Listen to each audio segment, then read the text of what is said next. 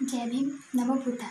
सर्वप्रथम जगाला मानवतेचा संदेश देणारे तथागत गौतम बुद्ध आणि भारतीय घटनेचे शिल्पकार डॉक्टर बाबासाहेब आंबेडकर यांना मी प्रणाम करते. यावेळी मी समता, बंधुता आणि लोकशाही संविधानाशिवाय पर्याय नाही या विषयावर माझे मत व्यक्त करत आहे. स्वातंत्र्यपूर्व काळात आपल्या भारत देशामध्ये वर्णव्यवस्थेवर आधारित शासन व्यवस्था होती. या वर्चस्ववादी शासन व्यवस्थेमुळे आपला भारत देश हा जाती, पोटजाती, प्रांत, भाषा यामध्ये पोखरलेला होता. स्वतःला श्रेष्ठवर्णीय समजणाऱ्यांना जाती, पोटजातीमधील भेदभाव आणि प्रांत भाषेवरील वर्चस्ववाद याचा खोटा अभिमान होता. थोडक्यात सांगायचे झाले तर आज आपण अनुभवतो तसा समता, लोकशाही आणि बंधुता याचा त्यावेळी लवलेशही नव्हता.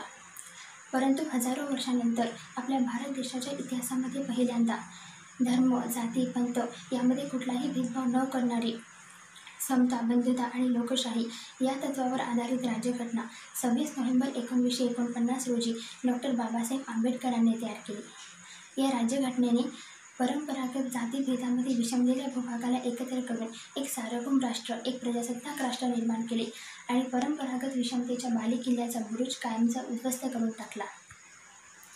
भारतीय संविधान हे आपल्या भारत देशाच्या इतिहासातील एक सर्वश्रेष्ठ कायदा आहे, ज्यामध्ये अत्यंत दूरदृष्टीने आणि अत्यंत काळजीपूर्वक जगातील सर्वोत्तम तत्त्व हे आणण्यात आले आहे.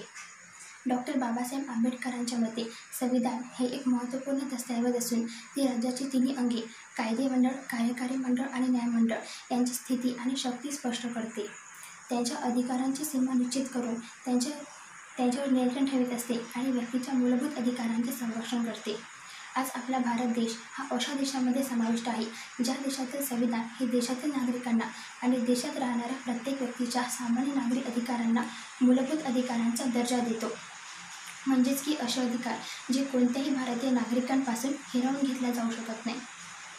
आपला भारत देश हा लोकशाही प्रधान देश आहे, म्हणजेच की लोकांकडून चालणारे आणि लोकांसाठी चालणारे राज्य.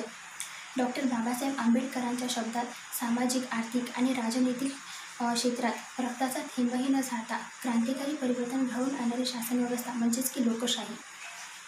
आपल्या भारतीय संविधानाचा लोकशाही हा गाभा आहे आणि जी 4 तत्वावर आधारलेली आहे.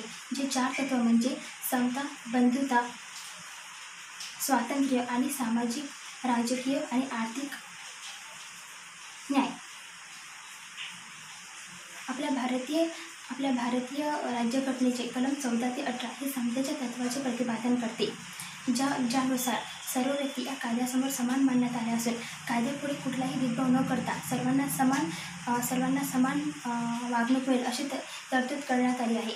तसेच धर्म, वंश, जात, लिंग यामध्ये कुठलाही भेदभाव केला जाणार नाही असे निश्चित करण्यात आले आहे. सार्वजनिक क्षेत्रात सर्वांना नोकरी आणि पदग्रहण करण्याची समान संधी देण्यात आली आहे. तसेच अस्पृश्यता पाळणे हे सामाजिक विषमता नष्ट करण्यासाठी कायद्याने गुन्हा ठरवण्यात आला आहे. तसेच सैनिकी आणि शिक्षण क्षेत्र वगळता इतर कुठल्याही क्षेत्रामध्ये सरकार व्यक्तीला पदव्या बहाल करण्यात आल्या नाही असे निश्चित करण्यात आले आहे. आपल्या भारतीय लोकशाहीचे दुसरे तत्त्व आणि आपला मूलभूत अधिकार आहे बंधुभाव. आपण सर्व भारतवासी एकाच मायेची लेकरे असून येथून तेथून एक आहोत अशी भावना निर्माण करणारे तत्त्व आहे. परंतु बंधुभाव हा लादता येत नाही, तो संवेदनशीलतेतून आणि आदर भावनेतून मिळतो. बंधुभावनेमुळे आपल्याला एकमेकांबद्दलचा आदर निर्माण करण्याची भावना उत्पन्न होते. खरे तर बंधुभाव हे सामाजिक शक्ती वाढवणारे, सामाजिक ऐक्य साधणारे आणि राष्ट्राची एकता आणि एकात्मता राखणारे तत्त्व आहे. तसेच आपल्या भारतीय संविधानामुळे आपल्याला विचार, अभिव्यक्ती, संवाद, संघटना, संचार, धर्मांतर, धर्मप्रसार, व्यवसाय आणि आपल्या भारतीय नागरिकांना भारत देशाच्या कोणत्याही कोपऱ्यात स्थापन होण्याची अधिकार बहाल करण्यात आला आहे. तसेच कलम 44 नुसार सर्वांना समान नागरी कायदा लागू करण्यात आला आहे. तसेच आपल्याला सामाजिक, आर्थिक आणि राजकीय क्षेत्रात न्याय मिळवून देण्यासाठी हक्क देण्यात आलेले आहेत. इथे मी एक गोष्ट स्पष्टपणे नमूद करू इच्छितो की आपल्या भारतीय संविधानाने आपल्याला काय दिले. तर आपल्या भारतीय संविधानाने आपल्याला एक अशी राज्यघटना दिली ज्या राज्यघटनेमध्ये केवळ राजकीय आणि आर्थिक नाही तर सामाजिक लोकशाहीचे सुद्धा जतन करण्यात आले आहे. आपल्या भारतीय संविधानाने आपल्याला मतदानाचा अधिकार दिला आहे.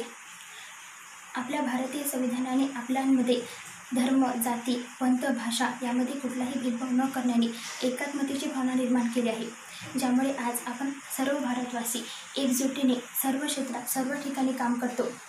आणि त्याचाच परिणाम आहे की आज आपला भारत देश हा सामाजिक, शैक्षणिक आणि राजकीयदृष्ट्या एक प्रगतिशील देश म्हणून ओळखला जातो. आपल्या भारतीय संविधानाने आपल्याला जो मतदानाचा अधिकार दिला आहे, त्यामुळे आपण आपल्या भारत देशासाठीचा राजा हा देशातील नागरिकांच्या मताद्वारे निवडून देतो. याचे उत्तम उदाहरण म्हणजे आपल्या भारत देशाचे पंतप्रधान नरेंद्र मोदीजी.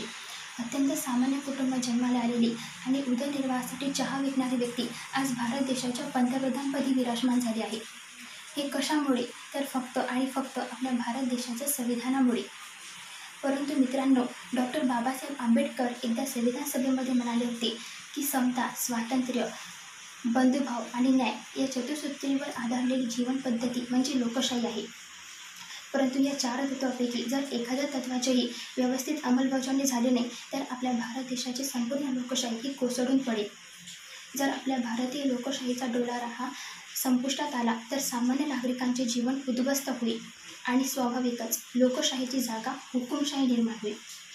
आज आपल्या भारत देशामध्ये धर्मालय, पैसा आणि पक्ष यामध्ये वाद होताना आपण पाहतो. दहशतवाद आणि भ्रष्टाचार याची सतत होणाऱ्या वाढीमुळे श्रीमंत लोक अधिक श्रीमंत तर गरीब लोक हे अधिक गरीब होताना दिसतात. शिक्षणाचे आज खाजगीकरण, व्यापारीकरण, उदारीकरण आणि जागतिकीकरण होत आहे. तसेच बेरोजगारी आणि महागाई याने कळस गाठलेला आहे.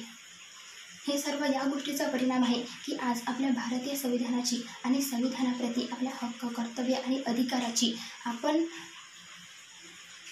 अवहेलना करत बसलेलो आहोत. हे सर्व आपल्याच कृत्याचा परिणाम आहे. म्हणून जर आपल्याला आपल्या भारत देशाचे हित साधायचे असेल तर संविधानिक नैतिकता समजून घेऊन संविधानाचे रक्षण करणे हे आपले आद्य कर्तव्य आहे. तरच आपला भारत देश हा समाजवादी, धर्मनिरपेक्ष, लोकशाही आणि गणतंत्र होईल. आणि हे ध्येय साधण्यासाठी आपल्याजवळ केवळ संविधान हे एकच साधन आहे. म्हणून समता, बंधुता आणि लोकशाही निर्माण करण्यासाठी संविधानाशिवाय मुळीच पर्याय नाही. जय भीम, जय भारत, जय संविधान. धन्यवाद.